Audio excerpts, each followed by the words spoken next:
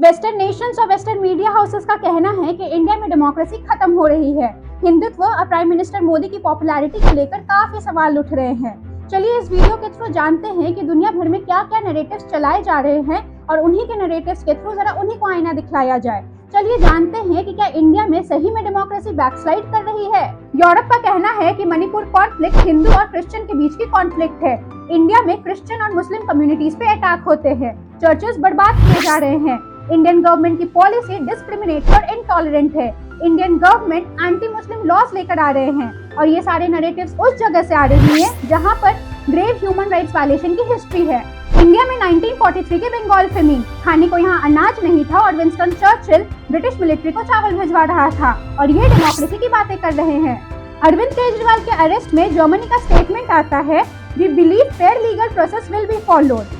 Germany खुद को democratic nation claim करता है जबकि ड्रेडफुल पास्ट तो उसकी खुद की है, होलोकॉस्ट ऑफ द ज्यूज, और ये बता रहे इंडिया को कि क्या करना चाहिए। Minister of external affairs Jaishankar ने सीधा बोला था, these are blatant violations and biased judgement, और आप इंटरफेयर कर रहे हैं इंडिया के इंटरनल मैटर्स में। जब रशिया यूक्रेन वॉर की बात शुरू हुई तब बोला गया India should choose sides.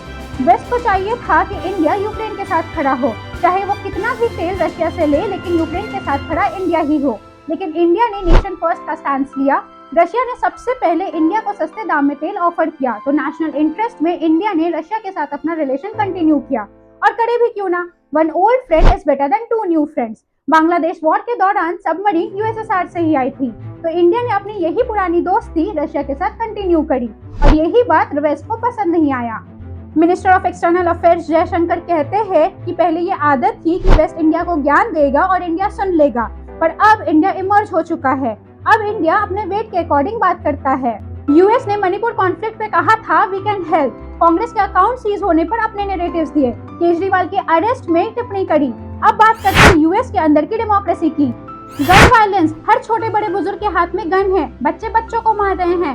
Racism, corp violence, अगर कोई ब्लैक क्लॉप से पकड़ा जाए तो उसके जिंदा बचने पर भी क्वेश्चन मार्क लग जाता है। इंडियन स्टूडेंट्स पे attack, capital rights, Capitol Hill में पूरी मॉब घुस गई थी ट्रांसफर ऑफ पावर के दौरान। एक पीसफुल ट्रांसफर ऑफ पावर तक में तो आप फेल हो गए और बात कर रहे हैं आप डेमोक्रेसी की। अब बात करते हैं वेस्टर्न मीडिया हाउसेस में जो आर्टिकल्स छप रहे उन पर। फाइनेंशियल टाइम्स लिखता है the mother of democracy is not in a good shape and this could be the most one sided election in India's history. क्यों? क्योंकि टैक्स ऑफिशियल्स और लीगल अथॉरिटीज गवर्नमेंट क्रिटिक्स को हरास कर रही है और बीजेपी की हिंदू नेशनलिज्म भारत की सेक्युलर डेमोक्रेसी खत्म कर रही है। द इकोनॉमिस्ट हिंदुत्व को लेकर कुछ बुक सजेस्ट करते हुए कहता है कि जितने भी नॉन इंडियंस हैं उनको ये सारी किताबें पढ़नी चाहिए, इससे उनको इस डेंजरस आइडियोलॉजी की ओरिजिन और कोर आइडिया समझ आएगी।